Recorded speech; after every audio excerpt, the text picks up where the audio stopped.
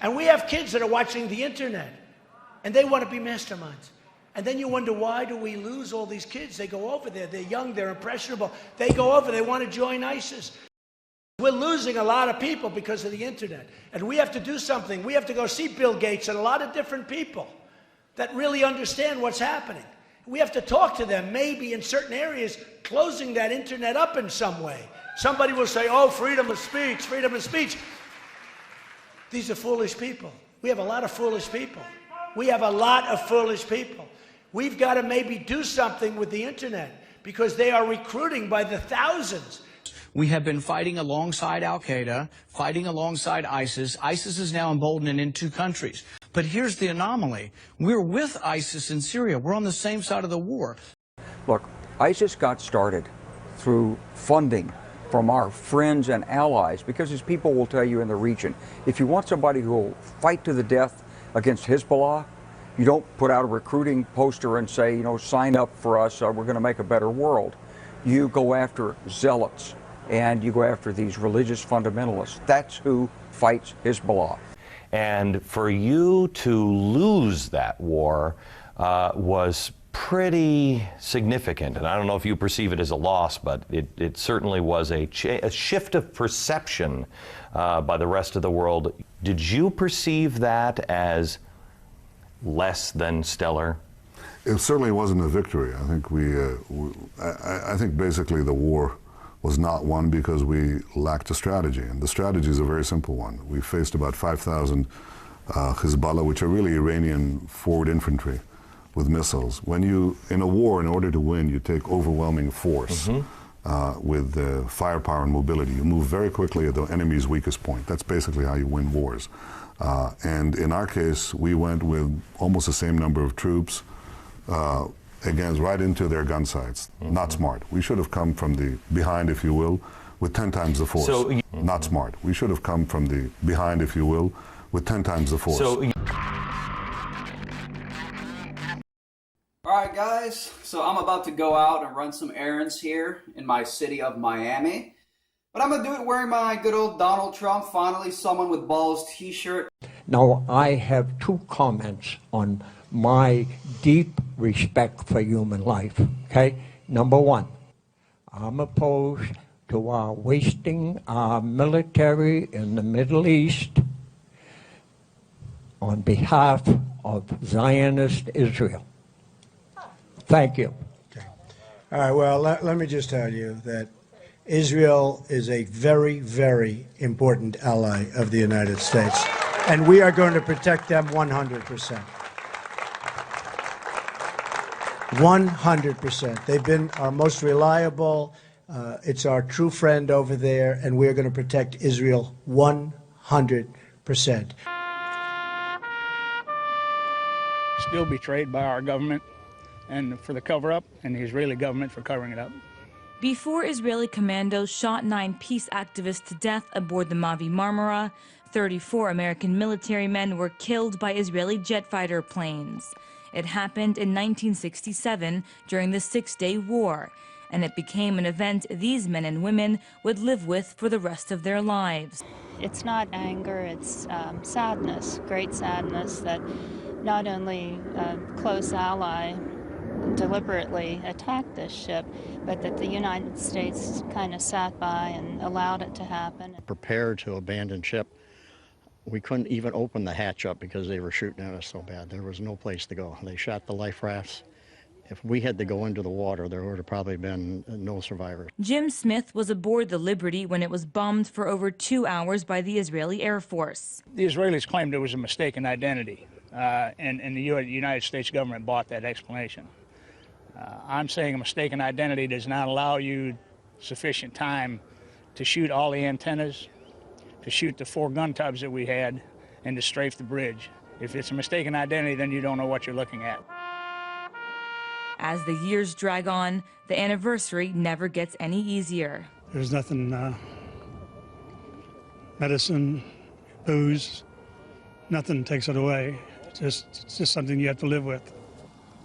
The tale of the USS Liberty became a story of courage and betrayal, a gaping wound eating away at the survivors, As another year passes by without a congressional investigation, the survivors wonder if justice will ever come their way, hoping with uncertainty that one day Israel will face harsh penalties for killing American citizens in an event many claim was a cover-up. And 51% of those polled agreed that Muslims in America should have the choice of being governed according to Sharia. You know what Sharia is? 51%. It's going to get worse and worse. You're going to have more World Trade Centers. It's going to get worse and worse, folks. We can be politically correct and we can be stupid, but it's going to get worse and worse. I remember getting a call from the fire department commander telling me that they were not sure they were going to be able to contain the fire. And I said, you know, we've had such terrible loss of life. Maybe the smartest thing to do is pull it. And they made that decision to pull, and then we watched the building collapse.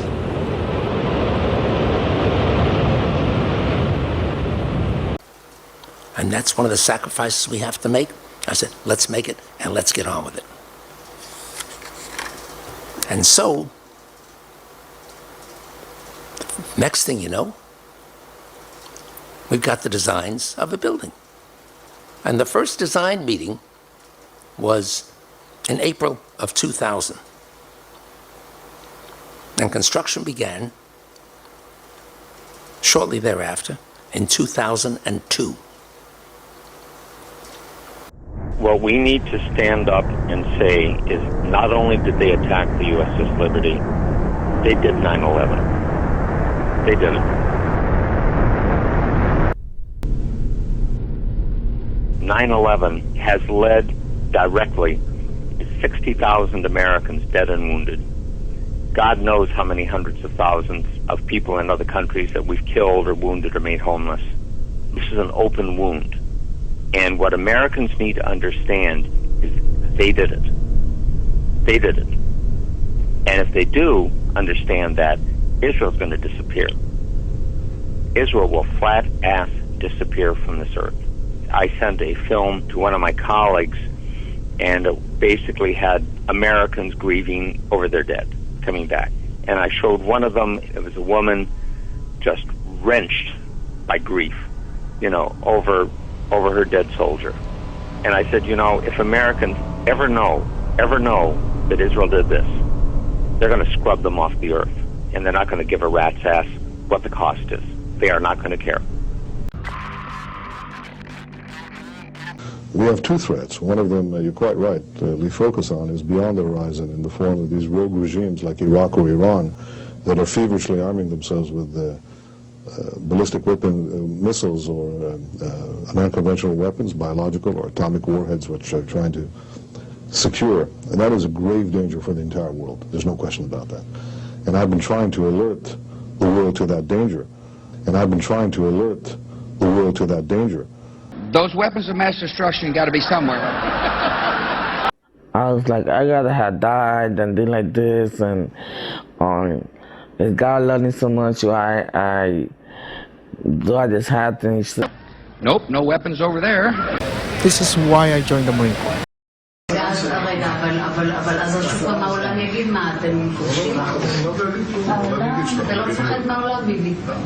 במיוחד היום עם אמריקה, אני יודע מה זה אמריקה. אמריקה זה דבר שאפשר להזיז אותו בקלות, להזיז לכיוון הנכון. הם אומרים שהם בעדינו, אבל כאילו... לא יחמיאו לנו. אז שאם אנחנו עושים איזה משהו, אז הם... יש שם להמדניח שהם אומרים משהו. אז אמרו, 80% מהאמריקאים תומכים בנו. זה אבסורד. The deal doesn't even require Iran to dismantle its military nuclear capability. Yes, it places limits on its military nuclear program for only a certain number of years. But when those restrictions expire, Iran will have an industrial-sized military nuclear capability ready to go and with zero provision for delay, no matter how bad Iran's behavior is. Terrible, terrible situation that we are all placed in, and especially Israel.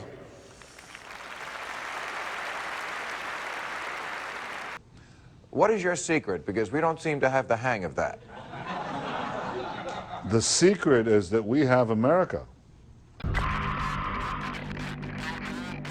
Obviously, it was a mistake. So George Bush made a mistake. We can make mistakes, but that one was a beauty. We should have never been in Iraq. We have destabilized the Middle East. But so you still think he should be impeached? I think it's my turn, isn't it? You do whatever you want. You call it whatever you want. I want to tell you, they lied. Okay. They said there were weapons of mass destruction. There were none, and they knew there were none. There were no weapons of mass destruction. All right. When I'm president, I will adopt a strategy that focuses on three things when it comes to Iran. First, we will stand up to Iran's aggressive push to destabilize and dominate the region.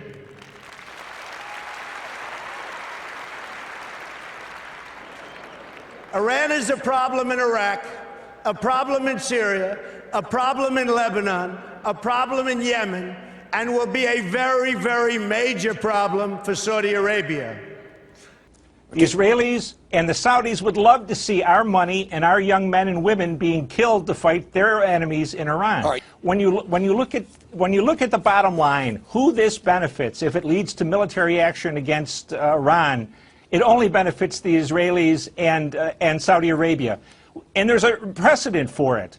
We've already fought 2 wars against Iraq in favor of Israeli interests and Saudi interests. So we're always being pushed to get our people killed for their interests. So I think it could happen another time. Why not? Now, the United States might be seen as Israel's most staunch ally, but that doesn't necessarily mean the officials of the two countries like each other.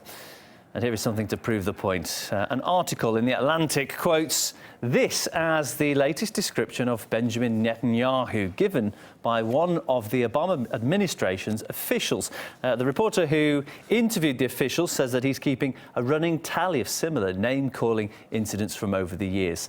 And here are just some of the names given to the Israeli Prime Minister by White House officials. אכפת לי מחיי כל אזרח ואזרח וחיי כל חייל וחייל.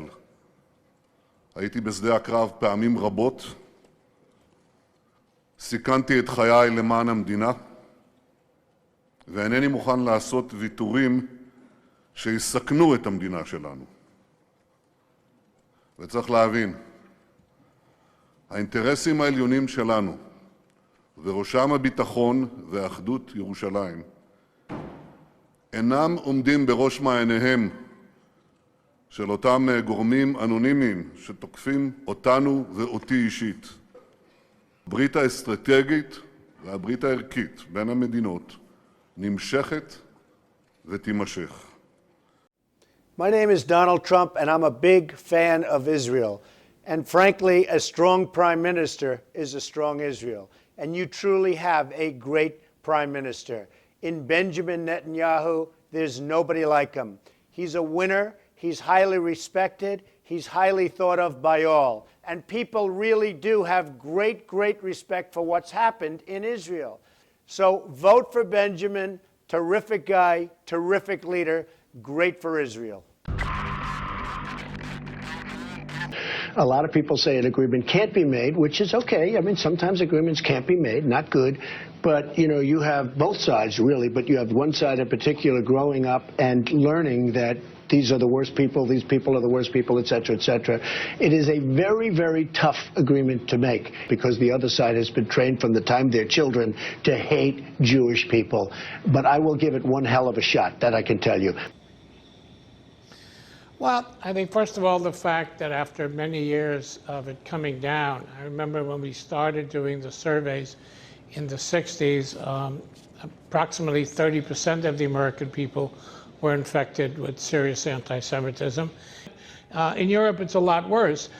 We did a similar survey in Russia in 1999, and the overall, same questions, and it came out to 44% of the Russian population, at least 99. We haven't done one since. You know, as compared to what is today, 15% are infected. Now,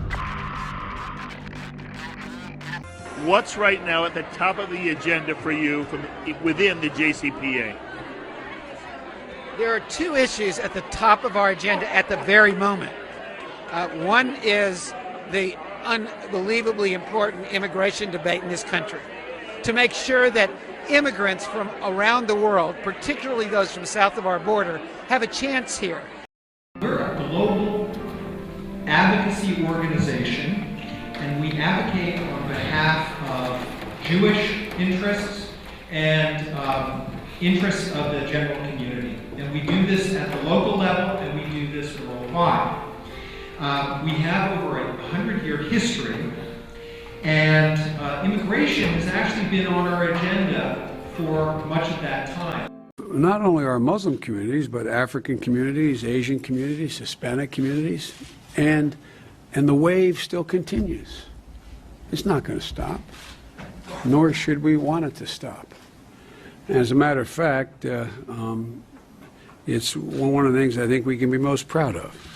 So there's a second thing in that black box, an unrelenting stream of immigration, non-stop, non-stop. Folks like me who are Caucasian of European descent, for the first time in 2017, will be in an absolute minority in the United States of America. Absolute minority. Fewer than 50% of the people in America from then and on will be white European stock. That's not a bad thing. That's a source of our strength. You know, I used to say early on when I was a kid, I'd say, when I was a young senator, I'd say, if I were a Jew, I'd be a Zionist. I am a Zionist. You don't have to be a Jew to be a Zionist. The power of AIPAC and the lobby here, they own the Congress, will lead to our support for whatever the Israelis do, I think. And in an odd way, Lou, it doesn't matter.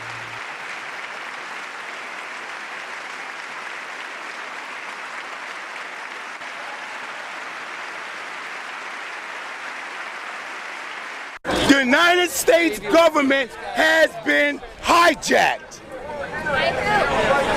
by the globalists, Bilderberg type people, the corporations. They're the ones who are running things. Y'all know the deal. The reason why Trump is better, because he's not a part of that crony system. I've been with Israel so long in terms of I've received some of my greatest honors from Israel. My father before me, incredible. My daughter Ivanka is about to have a beautiful Jewish baby.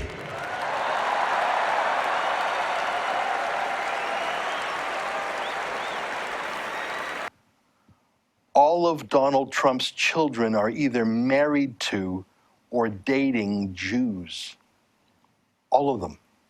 The most famous of his kids, Ivanka Trump, she married Jared Kushner, who's Jewish, and she converted to Judaism herself. She actually took a Jewish name, Yael Trump. Her kids, Trump's grandkids, are Jewish. They probably call him Zadie.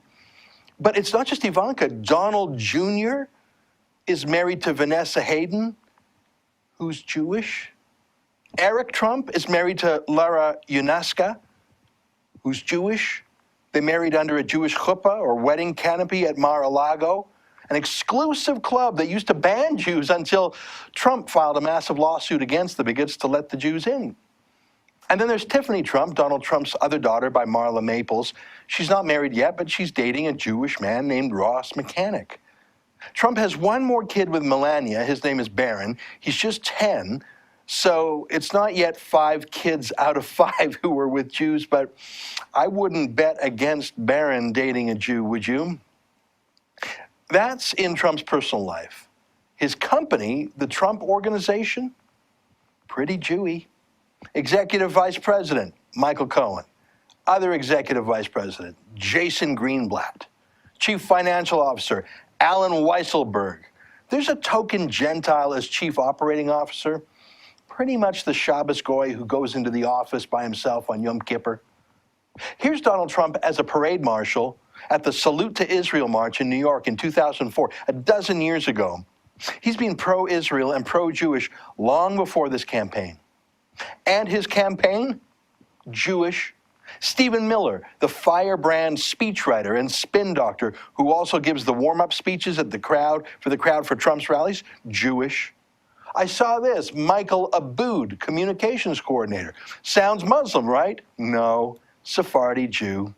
Steve Mnuchin, finance chair, Jewish, of course. So everywhere Trump goes, he's pretty much outnumbered by Jews. His own family, his staff, his circle of friends. I wonder if he ever feels like he needs a break from us.